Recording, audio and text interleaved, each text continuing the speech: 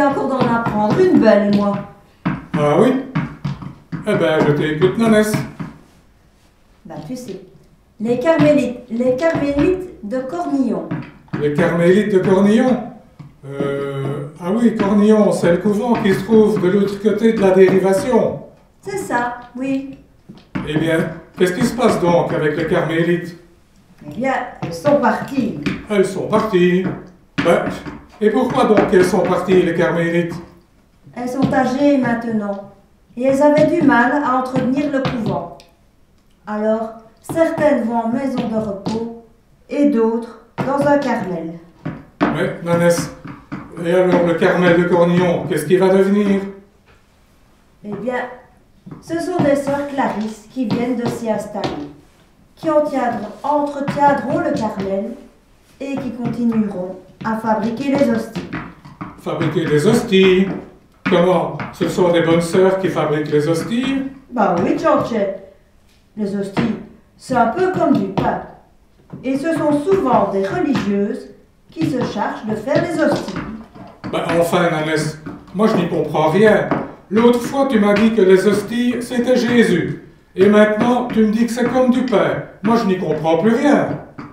Enfin, George, c'est un peu de retenir ce que je te dis. Au départ, les hosties, c'est du pain sans levain. Et souvent, ce sont des religieuses qui les fabriquent. Mais à la messe, au moment de la consécration, quand le prêtre dit, au nom de Jésus, « Ceci est mon corps », le pain devient le corps de Jésus. Ah oui, oui, je me rappelle maintenant. Et quand le prêtre dit « Ceci est mon sang », le vin devient le sang de Jésus. Eh bien voilà, c'est aussi simple que ça.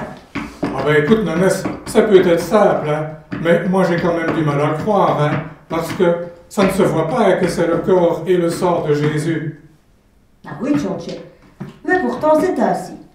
C'est un miracle, même si on ne le voit pas.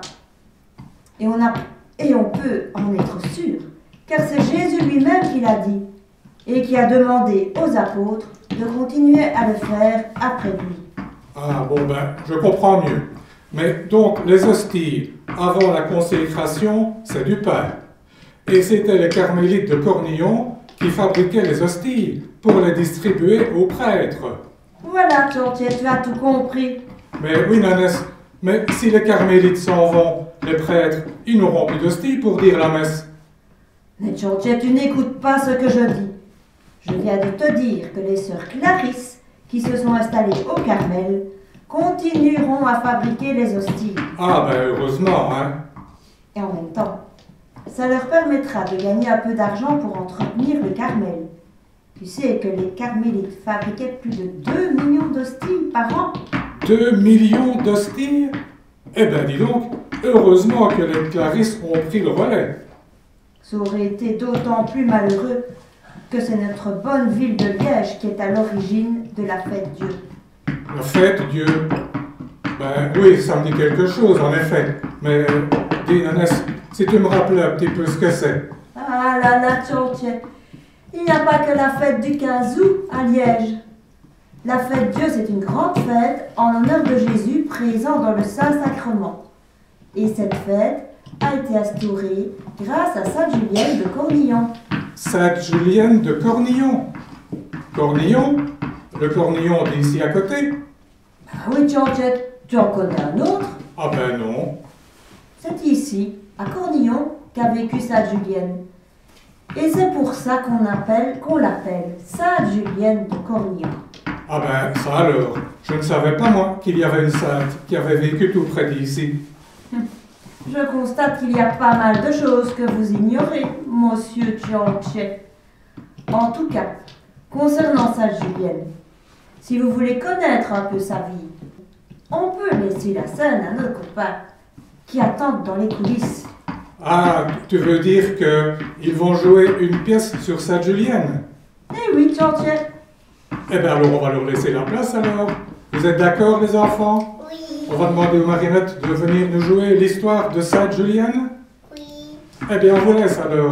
À tout à l'heure les petits amis.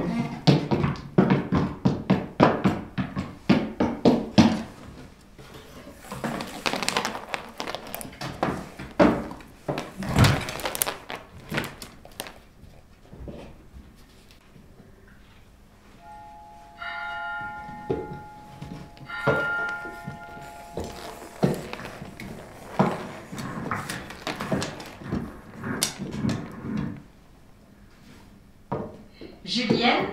Julienne?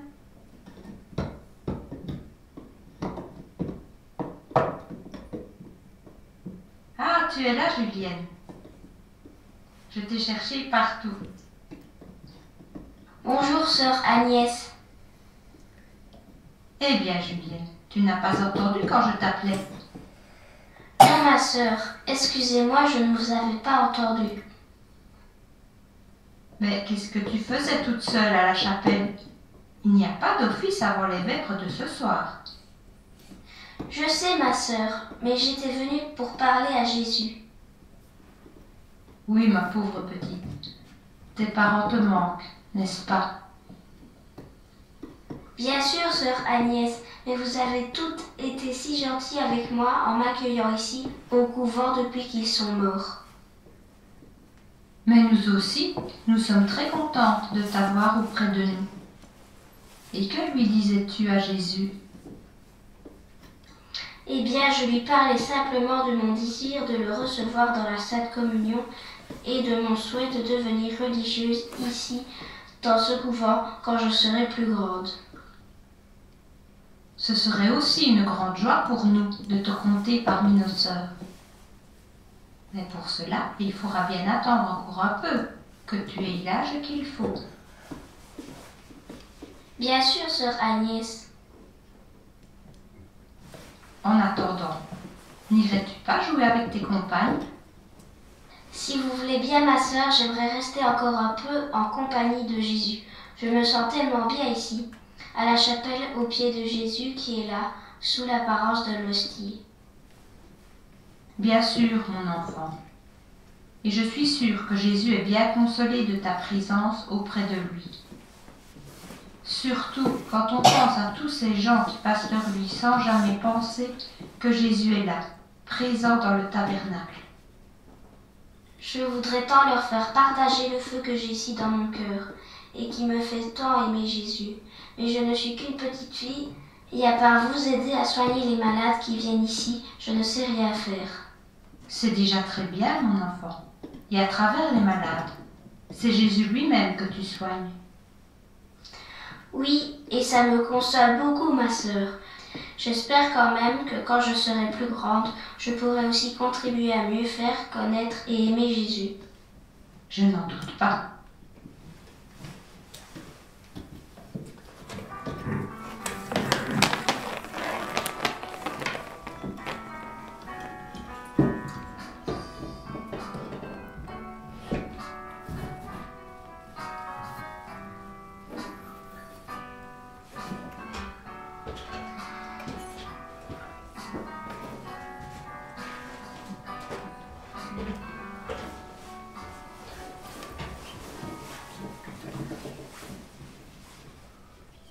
Quelques années plus tard, elle avait alors 14 ans, un de ses souhaits fut exaucé.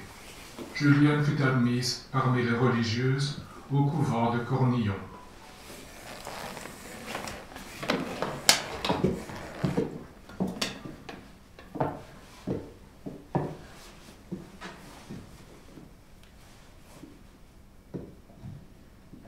Et voilà, sœur Julienne, le jour que vous attendiez tant est enfin arrivé. Vous voilà parmi nous à présent. Oui, ma chère sœur, il y a si longtemps que j'aspirais à devenir religieuse, et c'est fait maintenant. Me voici à présent entièrement consacrée à notre Seigneur. Eh oui, quant à moi, il y a déjà bien longtemps que j'ai prononcé mes vœux, mais je m'en souviens encore comme si c'était hier. Avec ma première communion, ce fut le plus beau jour de ma vie. Je suis tout à fait de votre avis, sœur Agnès. Et pourtant je vous sens soucieuse, ma chère. Est-ce qu'il y a quelque chose qui vous chagrine? C'est vrai que je devrais être totalement heureuse. J'aspirais à devenir religieuse depuis de nombreuses années, mais je ne peux m'empêcher de garder une certaine tristesse au fond de mon cœur. Comment ça, ma sœur? Eh bien, nous sommes ici pour prier Dieu, pour le louer et le servir, et venir en aide à notre prochain. Mais je ne peux m'empêcher de penser à Jésus seul dans le tabernacle. Vous avez bien raison, sœur Julienne. Mais que pouvons-nous faire de plus? Je ne sais pas, Mais je voudrais tant que le monde entier comprenne la grâce que nous fait notre Seigneur en venant habiter chez nous. Que voulez-vous, ma sœur? La plupart des gens sont occupés par des besoins matériels et ne pensent guère à leur salut éternel. Il n'y a cependant rien de plus important. Notre Seigneur nous l'a bien fait comprendre en disant « Ne vous amassez pas des trésors sur la terre, mais amassez des trésors dans le ciel. » Vous avez raison, ma sœur. Et c'est aussi notre rôle de prier Dieu pour ceux qui ne le font pas, ou qui ne le font pas assez. Mais je regrette quand même qu'on n'insiste pas davantage sur la présence de Jésus dans le Saint-Sacrement. Il me semble que cela aiderait les gens à prendre conscience de l'amour que Jésus a pour chacun de nous. Certainement, ma sœur. Mais que pouvons-nous y faire? Allez, venez à présent, sœur Julienne. C'est l'heure de la récréation. Oui, j'arrive, sœur Agnès.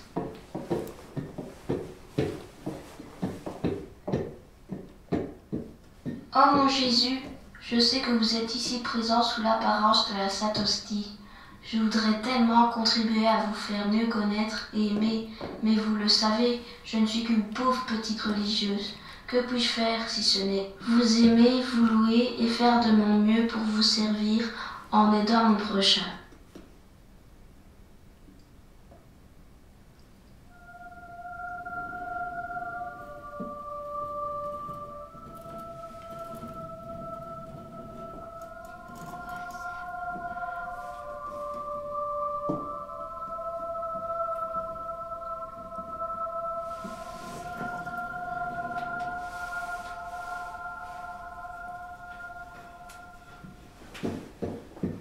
Et alors, sœur Julienne, nous vous attendons.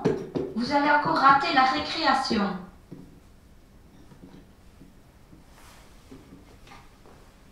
Eh bien, sœur Julienne, vous ne venez pas? Sœur Julienne, sœur Julienne. Ah, vous êtes là, sœur Agnès. Je ne vous avais pas entendu. Mais que se passe-t-il, sœur Julienne? Vous avez encore eu cette vision? Eh oui, ma sœur, une fois de plus. Je vois chaque fois la même chose, mais cette vision se répète de plus en plus souvent. Vous voyez toujours cette même lune? Oui, si toutefois il s'agit bien de la lune. En tout cas, ce que je vois, il ressemble beaucoup à la différence qu'il y manque un morceau. Il manque un morceau à la lune? C'est ça, c'est comme la pleine lune à laquelle il manquerait un morceau. Pourtant, je dois bien admettre que je n'y comprends rien. Cette vision ne cesse pas de me troubler, je n'arrête pas d'y penser. Oui, je vous comprends. C'est vraiment très déconcertant. J'ai déjà interrogé plusieurs personnes. La mère supérieure, mon confesseur, mais personne n'a pu m'éclairer sur cette vision. Oh là là, la récréation est déjà terminée. Vite, sœur Julienne, il nous faut reprendre notre travail.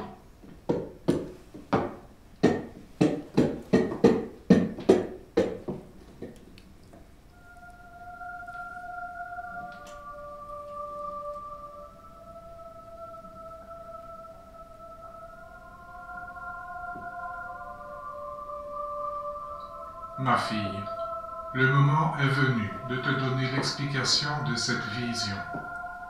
La lune représente la Sainte Église, à laquelle il manque une fête solennelle en l'honneur de ma présence dans le très saint sacrement. C'est cette fête qui est représentée par la partie manquante de la lune.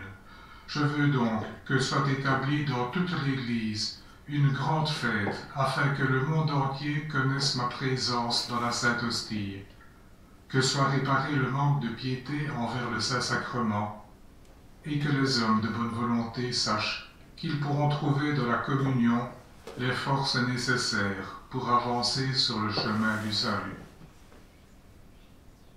Mais mon bon Jésus, je ne suis qu'une pauvre et petite religieuse. Si je transmets votre demande, qui voudra me croire? C'est vrai qu'avec tes propres forces, tu ne peux rien, mais avec ma grâce, tu peux tout.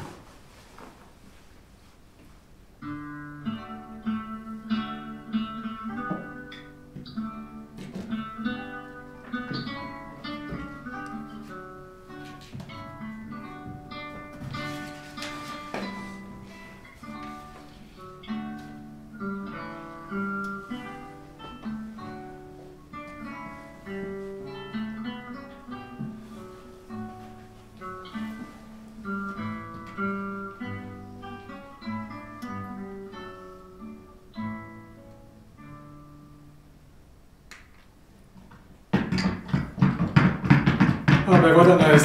Mais alors, qu'est-ce qui s'est passé alors? Explique-moi. Eh bien, après pas mal de péripéties, la fête solennelle demandée par Jésus fut d'abord célébrée dans l'évêché de Liège. Puis, elle fut établie dans toute l'Église par le pape Urbain IV. Nous pouvons donc être fiers que c'est grâce à une petite religieuse liégeoise que cette fête réclamée par Jésus soit maintenant célébrée dans le monde entier. Eh bien, voilà qui est bien, Nénès. Voilà donc une raison de plus d'être fier d'être... Wallon.